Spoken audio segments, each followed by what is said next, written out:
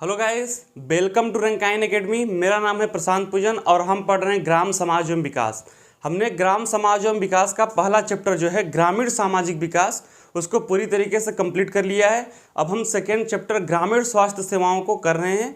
उसमें हमने एक लेक्चर कंप्लीट कर लिया है, तो आज हम उसका दूसरा लेक्चर स्टार्ट करने वाले हैं। ठीक है ना। तो आप लोग जैसा देख रहे हैं कि ग्रामीण परिवेश है और इसके आगे से हम ग्रामीण स्वास्थ्य सेवाओं के बारे में डिस्कस करने वाले हैं।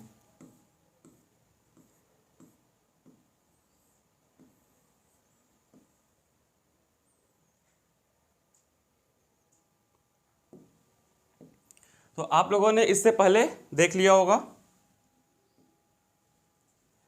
कि यहाँ लगभग 3900 मरीजों पर एक बेड है। पहले अपने लेक्चर में हमने इसको कंप्लीट कर लिया है। अब हम दूसरे में देखते हैं भारत की स्वास्थ्य नीतियाँ। ठीक है ना, भारत की कौन सी स्वास्थ्य नीतियाँ हैं उसको हम यहाँ पर देखने वाले हैं। तो आज़ादी के 30 वर्ष बाद देखिए, भारत ने अभी तक 3 स्वास्थ्य नीतियां बनी हुई हैं। इन तीनों स्वास्थ्य नीतियों के बारे में आपको जानना है कि ये कौन से ईयर में बनी। ठीक है ना, अभी लेटेस्ट कौन सी बनी, पहली कौन सी बनी थी, इसके बारे में आपको ध्यान देना है। तो आज़ादी के 30 वर्षों बाद, यदि मैं बोलूं कि आज़ादी के 30 वर्षों बाद, तो 1983 आपके माइंड में आ जाना चाहिए। ठीक है ना, में पहली राष्ट्रीय स्वास्थ्य नीति बनाई गई। यह लाइन आप लोग के लिए इंपॉर्टेंट है कि 1983 में 1983 में पहली राष्ट्रीय स्वास्थ्य नीति बनाई गई। राष्ट्रीय स्वास्थ्य नीति का अर्थ है कि पूरे भारत के स्तर पे, भारत सरकार के स्तर पे राष्ट्रीय स्वास्थ्य नीति बनाई गई। इसके बाद वर्ष सन 2002 में दूसरी राष्ट्रीय स्वास्थ्य नीति बनाई गई। इस तरीके से आप इसको देख सकते हैं, 1983 फिर 2002। ठीक है ना, फिर इसके बाद जो तीसरी राष्ट्रीय स्वास्थ्य नीति बनाई गई वो सन 2017 में। तो यह जो लाइन हमने बनाई है यहाँ पर, इसको आप लोग को ध्यान देना है। पहली राष्ट्रीय स्वास्थ्य नीति 1983 यानी कि 1983, दूसरी राष्ट्रीय स्वास्थ्य नीति सन 2002 और तीसरी राष्ट्रीय स्वास्थ्य नीति सन 2017 में बनाई गई। ठीक है ना, और जो अभी राष्ट्रीय स्वास्थ्य नीति चल रही है वो सन 2017 वाली ही चल रही है। उसके बाद अनेक आपदाएं देश में आई, जैसा कि आप जानते हैं कोरोना काल रहा। ठीक है ना, देश की अर्थव्यवस्था काफ़ी कमज़ोर हो गई। तो अर्थव्यवस्था का टॉपिक हम यहाँ पर नहीं पढ़ने वाले हैं, बस केवल जो अभी राष्ट्रीय स्वास्थ्य नीति चल रही है वो सन 2017 वाली चल रही है। प्रथम बार राष्ट्रीय स्वास्थ्य नीति कब लागू हुई थी, 1983, और द्वितीय बार राष्ट्रीय स्वास्थ्य नीति कब लागू हुई थी, सन 2002। ठीक है ना, ये जो डेटा है ये आप लोग को ध्यान में रखना है, क्योंकि आपका जो पेपर होगा वो बहुविकल्पी प्रश्न होगा, तो ऐसे डेटा वाले क्वेश्चन आने के चांसेस काफ़ी अधिक होते हैं। तो राष्ट्रीय स्वास्थ्य नीति सन 2017 के प्रमुख उद्देश्य एवं लक्ष्य। ठीक है ना, उद्देश्य क्या है, हम कोई चीज़ कर रहे हैं तो हमारा उद्देश्य क्या है। आप पढ़ाई कर रहे हैं तो आपका उद्देश्य क्या है, हम यहाँ पर पढ़ाने का कार्य कर रहे हैं तो हमारा उद्देश्य क्या है। ठीक है ना, ये तो हो गया उद्देश्य कि हम कर क्यों रहे हैं, राइट। और लक्ष्य क्या होगा कि जब हम इस उद्देश्य को कर लेंगे तो हम कौन से टारगेट को अचीव कर पाएंगे, हम कौन से टारगेट को, लक्ष्य को अचीव कर पाएंगे। ठीक है ना, हो सकता है किसी का लेखपाल बन के कोई लक्ष्य हो, हम शादी करेंगे। ठीक है ना, तो सब चीज़ें हो सकती हैं, हंसी मजाक। स्वास्थ्य क्षेत्र में निवेश को बढ़ावा देना। सपोज करिए कि जो स्वास्थ्य क्षेत्र है, जब तक उसमें निवेश नहीं आएगा, पैसा नहीं लगाया जाएगा, तो कैसे विकास होगा। नए नए अस्पताल कैसे खुलेंगे, नए डॉक्टरों की भर्तियां कैसे होंगी, डॉक्टर बनने के लिए, बच्चों को पढ़ाने के लिए मेडिकल कॉलेज कैसे खोला जाएगा। तो निवेश काफ़ी इम्पोर्टेंट पॉइंट है। तो जो राष्ट्रीय स्वास्थ्य नीति सन 2017 है उसमें निवेश बढ़ाने का जिक्र किया गया है कि इस फील्ड में निवेश को बढ़ाना है। बात समझ में आई ना। ऐसे प्रश्न सामान्यतः पूछे जाते हैं कि राष्ट्रीय नीति सन 2017 के 4 ऑप्शन देंगे, इसमें से कौन सा नहीं है, तो 3 वहाँ पर होगा और 1 उद्देश्य में नहीं होगा, और वहीं आपका करेक्ट आंसर हो सकता है। हो सकता है कि इससे उलट भी क्वेश्चन पूछ दे कि कौन सा इसमें है। तो जो यहाँ पे 5 और 6 पॉइंट में हमने राष्ट्रीय स्वास्थ्य नीति को समराइज किया है, तो आप लोग इसको काफ़ी अच्छे से देखिए। स्वास्थ्य सुविधाओं की व्यवस्था करना। स्वास्थ्य सुविधाओं की व्यवस्था, सुविधा किसके लिए, स्वास्थ्य के लिए। सुविधा की व्यवस्था करना है किसके लिए, स्वास्थ्य के लिए। ठीक है ना, तो हो सकता है कि अब स्वास्थ्य के लिए सुविधा करना हो तो इसमें काफ़ी चीज़ आती है। ये बहुत ही ब्रॉड सेक्टर है। ठीक है ना, हो सकता है कि आपके आसपास नए नए अस्पताल खोले जाएं, और मेडिकल फील्ड में जो खोज होती है, डिस्कवरी होती है, नए प्रयोग होते हैं, जो नए नए रोग आज दिन प्रतिदिन फैलते जा रहे हैं, तो उनके दवाइयों के लिए जो अनुसंधान में खर्च होता है उस पर भी व्यय करना। तो इसके अंदर जो काफ़ी डिटेलिंग है वो आप लोग के लिए ज़्यादा इम्पोर्टेंट नहीं है।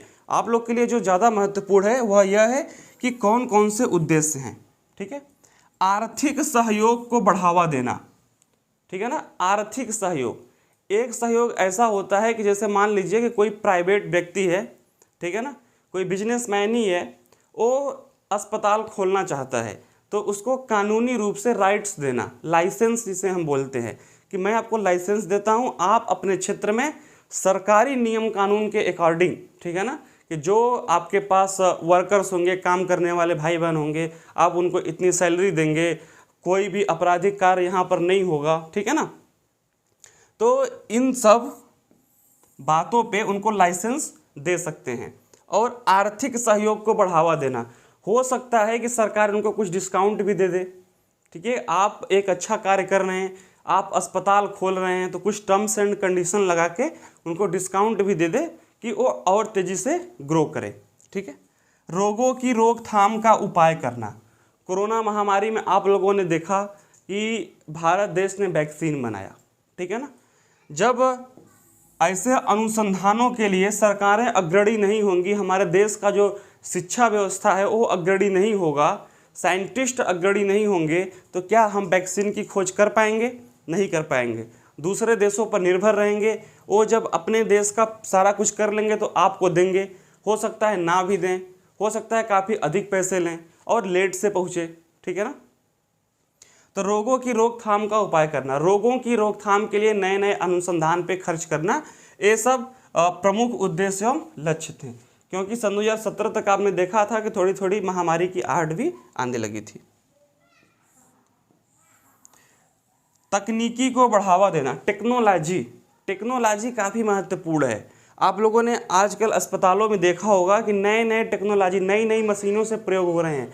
यहाँ तक कि ऑपरेशन में रोबोट कार्य कर रहे हैं, ऑपरेशन में रोबोट भी कार्य कर रहे हैं। तो यह कहीं ना कहीं टेक्नोलॉजी को बढ़ावा देना है, और टेक्नोलॉजी से काफ़ी एक्यूरेट कार्य होता है। ठीक है ना, काफ़ी बड़ी बड़ी मशीनें आप लोगों ने अस्पतालों में देखी होंगी कि आदमी सही उसमें अंदर जाता है और प्रॉपर सिटी स्कैन उसका जो भी उसका सिटी स्कैन होता है कंप्लीट हो जाता है, और शरीर में कौन कौन से रोग हैं, कौन कौन से व्याधियाँ हैं, क्या क्या समस्याएं हैं, सारा कुछ एक बार में ही पता चल जाता है। तो यह सब जो चीज़ें हैं यह कैसे संभव हुई हैं? यह कहीं ना कहीं तकनीकी को बढ़ावा देने से ही संभव हुई हैं। ठीक है ना, तो ये जो उद्देश्य हैं 1 2 3 4 5, ये लोग आप उसको नोट कर लीजिए, यह परीक्षाओं में पूछा जाता है। मानव संसाधन विकास और अलग अलग चिकित्सा प्रणाली को अपनाना। देखिए, चिकित्सा प्रणाली जो होती है वो एक टाइप की नहीं होती। कुछ लोग आयुर्वेद में भी बिलीव करते हैं, कुछ लोग एलोपैथ की तरफ जाते हैं, कुछ लोग होम्योपैथिक की तरफ जाते हैं। तो ये जो अलग अलग डायमेंशन में चिकित्सा पद्धति है, बात समझ में आई? ये जो अलग अलग तरीके की चिकित्सा पद्धति है, किसी का शरीर एलोपैथ को ज़्यादा एक्सेप्ट करता है, कोई ऐसा रोग है, किसी का ऐसा शरीर है कि आयुर्वेद उसके ऊपर ज़्यादा सूट करता है, कुछ ऐसी बीमारियां हैं कि जिसमें आयुर्वेद ही सहारा है, होम्योपैथिक सहारा है। ठीक है ना, तो अलग अलग चिकित्सा प्रणाली को अपनाना, अलग अलग प्रणाली को अपनाना, यानी कि सिर्फ एक चिकित्सा प्रणाली पे हम डिपेंड होके नहीं रह सकते। बात समझ में आई ना, हमें अलग अलग जो चिकित्सा प्रणाली है उसको अपनाना होगा और उसको एक्सेप्ट करना होगा और उसके बढ़ावा के लिए भी कार्य करना होगा। निजी क्षेत्र की भागीदारी को बढ़ाना, जैसा कि अभी हमने देखा कि हमारे उत्तर प्रदेश में 3900, एक बड़ा संख्या है, 3900 मरीजों पर एक बेड है। यदि आपके गांव समाज क्षेत्र के आसपास 3900 लोग बीमार होते हैं तो ऐसा औसत डेटा निकाला गया है कि सरकारी अस्पताल में उनमें से एक को ही बेड मिल पाएगा। ठीक है ना, तो उसमें क्या है कि जो निजी क्षेत्र के लोग होते हैं वो बड़े ही सहायक सिद्ध होते हैं। जो निजी क्षेत्र के लोग होते हैं, जो प्राइवेट व्यक्ति होता है, जो अपना अस्पताल खोलता है, डॉक्टर नियुक्त करता है, उनको सैलरी देता है और पेशेंट से चार्ज लेता है, निजी क्षेत्र के लोग काफ़ी ज़्यादा सहायक सिद्ध होते हैं। आप लोगों ने कोरोना महामारी के समय देखा होगा कि अस्पताल सारे फुल थे। यदि सरकारी, आप कल्पना करिए कि यदि प्राइवेट हॉस्पिटल ना होते तो क्या लोगों को दवाइयाँ मिल पाती, क्या लोगों को उपचार मिल पाता? संभव ही नहीं था। ठीक है ना। जिस तरीके से हमारा भारत देश इतना व्यापक है, जनसंख्या इतनी अधिक है, तो वहाँ पर निजी क्षेत्रों का आगे आना बहुत ही ज़रूरी है। यानी कि निजी क्षेत्र की भागीदारी को बढ़ाना, उनके लिए जो सुविधाएं हैं उसको सुलभ करना। ऐसा नहीं कि उनको बोल दे कि आप लगभग 100 डॉक्यूमेंट बना के सबमिट करिए, तो वो कम से कम 2-3 साल तो डॉक्यूमेंट बनाने में ही अपना समय व्यर्थ कर दिए, तो कहीं ना कहीं उससे पीछे हटने लगेंगे, किसी और कार्य में अपना ध्यान देने लगेंगे। तो क्या है कि निजी क्षेत्र, जो प्राइवेट व्यक्ति है, वो कैसे इस फील्ड में आए, चिकित्सा फील्ड में आए, अस्पताल खोले। ठीक है ना। तो उनकी भागीदारी को भी बढ़ावा देना। कुछ हो सकता है कि सरकार उनको टैक्स में छूट दे दे, कुछ डिस्काउंट दे दे। ठीक है ना। इस तरीके का कार्य करना। तो ये जो सभी 7 पॉइंट थे, ये राष्ट्रीय स्वास्थ्य नीति सन 2017 के प्रमुख उद्देश्य में से थे कि इन उद्देश्यों को लेकर ही हम आगे का कार्य करेंगे। हम मतलब सरकार। आगे देखते हैं कि प्रमुख लक्ष्य। अब टारगेट क्या है कि हम इन बातों को फॉलो करेंगे, जो भी हमने 7 पॉइंट को देखा उद्देश्य में। तो हमारा लक्ष्य क्या होगा, हम क्या अचीव करना चाहते हैं, इन कार्यों को करके हम कौन कौन से कार्य करना चाहते हैं। आप आज ग्राम समाज एवं विकास, सामान्य Hindi, GK, statics, mathematics, reasoning पढ़ रहे हैं। आपके पढ़ने का उद्देश्य क्या है, आप उसको पढ़ रहे हैं, लक्ष्य क्या है आपका, यूपी लेखपाल बनना। ठीक है ना, यानी कि उत्तर प्रदेश में लेखपाल बनना। तो यहाँ पर क्या है कि उसके लक्ष्य क्या है, टारगेट क्या है उसका, हम इस उद्देश्य को फॉलो कर रहे हैं। तो टारगेट क्या है हमारा, हम क्या अचीव करना चाहते हैं। तो गरीबों को बिना किसी आर्थिक दबाव के उत्तम स्वास्थ्य सेवाएं मुहैया करवाना। आर्थिक दबाव का अर्थ क्या है, गरीबों से तो आप लोग भली भांति परिचित होंगे। ठीक है ना, गरीबी क्या होती है। तो उसमें क्या है कि स्वास्थ्य सेवाएं, जो भी मेडिकल फैसिलिटी हैं, कोई गरीब व्यक्ति यदि बीमार होता है, देखिए आप लोगों ने अपने गांव के आसपास देखा होगा, हो सकता है कि दुर्भाग्य से अपने घर में भी देखे हों। यदि कोई व्यक्ति गंभीर बीमारी से पीड़ित हो गया, तो स्वास्थ्य जो चिकित्सा है उसके ही अभाव में उसका देहांत हो जाता है। यानी कि जो जरूरी चिकित्सा है वो उसको नहीं मिल पाती। उसकी एक प्रमुख वजह होती है पैसा। ठीक है ना। सरकारी जो अस्पताल हैं वो अपग्रेड कर रहे हैं, लेकिन अभी तक उतना अपग्रेड नहीं कर पाए हैं कि सबको स्वास्थ्य सेवाएं मिल सकें। अभी आपने देखा ही होगा कि 3900 मरीजों पर एक बेड की स्थिति हमारे उत्तर प्रदेश में है। ठीक है ना। तो सरकार का लक्ष्य क्या है कि बिना किसी आर्थिक दबाव के, किसी गरीब व्यक्ति के पास यदि पैसा नहीं है तो बिना पैसे के भी वह अस्पताल में अपना इलाज फ्री में करवा सके। कल हमने आपको एक हिंट दिया था कि आयुष्मान भारत योजना के बारे में आप पढ़िएगा। जब हम इसको भारत सरकार की योजनाएं पढ़ाएंगे अपने ग्रामीण क्षेत्र के लिए, तो आयुष्मान भारत योजना को हम काफ़ी विस्तार से देखेंगे। वहाँ पे ये कब लागू हुआ, इसके परिणाम क्या हैं, कौन कौन इसका लाभार्थी है। ठीक है ना। तो आयुष्मान भारत योजना भी इसी कड़ी में एक योजना है, यानी कि बिना पैसे के भी व्यक्ति अपना इलाज करा सके। स्वास्थ्य पर किए जाने वाले खर्च को वर्ष सन 2025 तक कुल सकल घरेलू उत्पाद, जो हमारे देश की जीडीपी है, जो हमारे देश की इनकम है, उसका 2.5 तक करना। जैसे सपोज करिए कि हमारे देश में यदि 100 रुपये इनकम है, यदि हमारे देश भारत की, ऐसे तो बहुत अधिक है, लेकिन मैं भी आपको एक एग्जाम्पल देके बताता हूँ कि अब कुछ बच्चे सोच रहे होंगे कि सर इनकम भी बता देते तो हम याद कर लेते, हम इसको नोट कर लेते। सारा कुछ बताया जाएगा, लेकिन एक सही समय पे और एक सही टॉपिक पे। मैं आपको भटकाना नहीं चाहता। ठीक है। अभी आप ग्रामीण स्वास्थ्य सेवाओं और राष्ट्रीय स्वास्थ्य नीति सन 2017 के उद्देश्य एवं लक्ष्य पे ही फोकस करें। तो यदि सपोज करिए कि सन 2025 तक यह टारगेट रखा गया है, यह लक्ष्य रखा गया है, यदि हमारी जीडीपी, हमारी कुल सकल घरेलू आय 100 रुपये है, तो उसमें से 2.5 रुपये हम स्वास्थ्य सेवाओं पर व्यय करेंगे। अस्पताल खोलेंगे, डॉक्टरों की सैलरी देंगे। ठीक है ना। इंफ्रास्ट्रक्चर को और बिल्ड करेंगे। बात समझ में आई। तो इन सब बातों पे हम अपने देश का सकल घरेलू उत्पाद का 2.5 भाग व्यय करने का प्रयास करेंगे या फिर व्यय करेंगे। वर्ष सन 2025 तक जीवन प्रत्याशा को 67.5 से 70 वर्ष करना है। जैसे कि हमारे देश में अभी जो औसत उम्र है जीने की, वह 67.5। अब आप लोग के दिमाग में आएगा कि हमारे बगल वाले जो दादा थे वो तो 55 साल में ही चले गए, ठीक है ना। एक बड़े बुजुर्ग आदमी हमारे बगल वाले गांव में हैं, वो तो 100 पार हो गए। तो सर कैसे आप बोल रहे हैं कि सभी लोग 67 साल और 6 महीने में ही मर जाते हैं? देखिए ऐसा नहीं है, ये औसत है, ये औसत है। यदि 100 लोग आपके गांव में हैं, ठीक है, और 100 लोग कितने उम्र में मरे उनका औसत निकाला गया तो 67.5, ये हमारे पूरे भारतवर्ष का है। बात समझ में आई? आपने देखा होगा कि क्लास में कुछ बच्चे काफ़ी कम नंबर पाते हैं और कुछ अच्छे नंबर पाते हैं।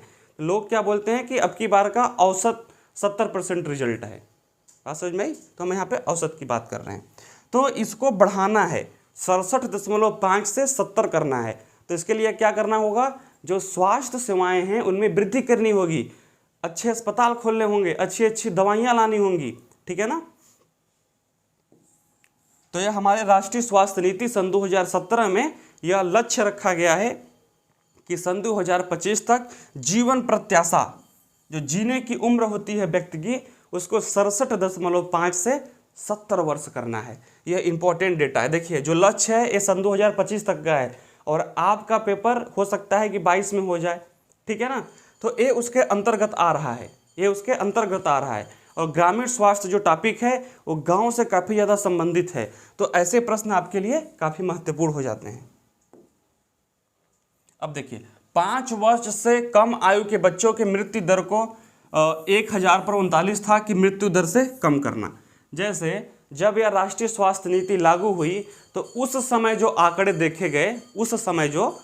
देखे गए वह यह था कि यदि हमारे देश में 1000 बच्चों का जन्म होता है तो 39 बच्चों की मृत्यु हो जाती है, ठीक है ना। 39 बच्चों की मृत्यु हो जाती है। आप लोगों ने गांव में सुना होगा कि यह बच्चा मर गया, यदि ये अच्छे अस्पताल में रहा होता, ऑक्सीजन की उपलब्धता अच्छी रही होती, ठीक है ना, तो शायद ये बच जाता। देखिए कुछ लोग होते हैं जो काफ़ी क्रिटिकल कंडीशन में होते हैं तो उनकी गारंटी नहीं है, लेकिन जो ज़्यादा क्रिटिकल कंडीशन में नहीं होते उनके बचाने के चांसेस होते हैं, ठीक है ना।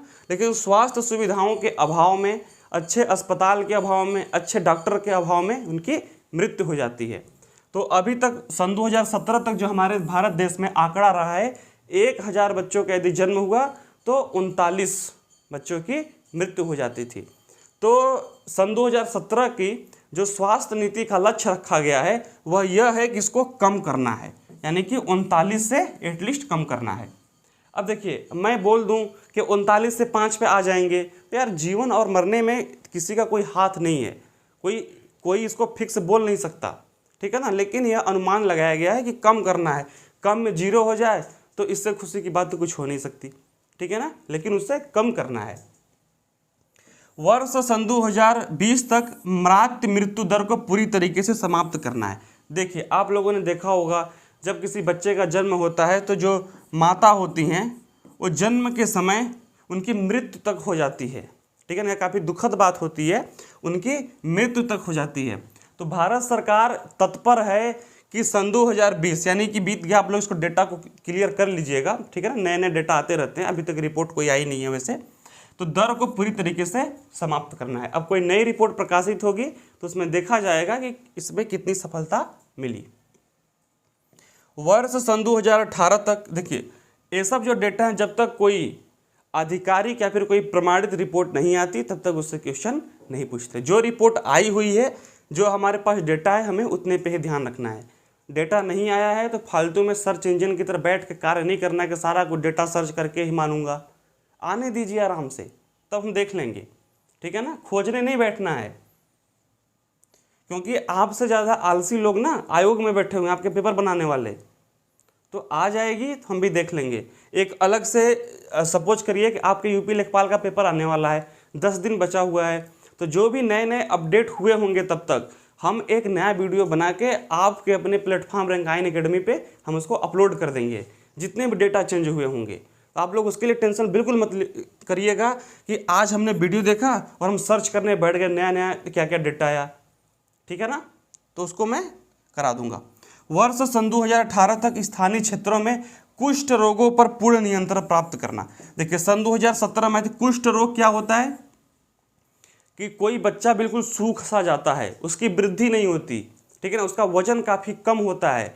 ऐसा देखा गया है कि यह जो रोग होता है यह खान पान में ज़्यादा दिक्कत, प्रॉपर कैल्शियम ना मिलना, प्रॉपर आयरन ना मिलना, प्रॉपर भोजन ना मिलना, ठीक है ना, पौष्टिक आहारों की कमी से कुष्ठ रोग होता है। तो इसको पूरे तक खत्म करने का टारगेट है। वर्ष सन 2020 तक टीबी रोग की पूरी तरह समाप्ति का लक्ष्य है। जो सन 2017 में राष्ट्रीय स्वास्थ्य नीति आई हुई है, टीबी रोग आप लोग को पता ही होगा, काफ़ी ज़्यादा खांसी आती है, ठीक है ना, तो और ये फैलने वाली वायरल बीमारी होती है। यदि आपके पास आसपास किसी को टीबी है तो उससे आपको भी हो सकता है।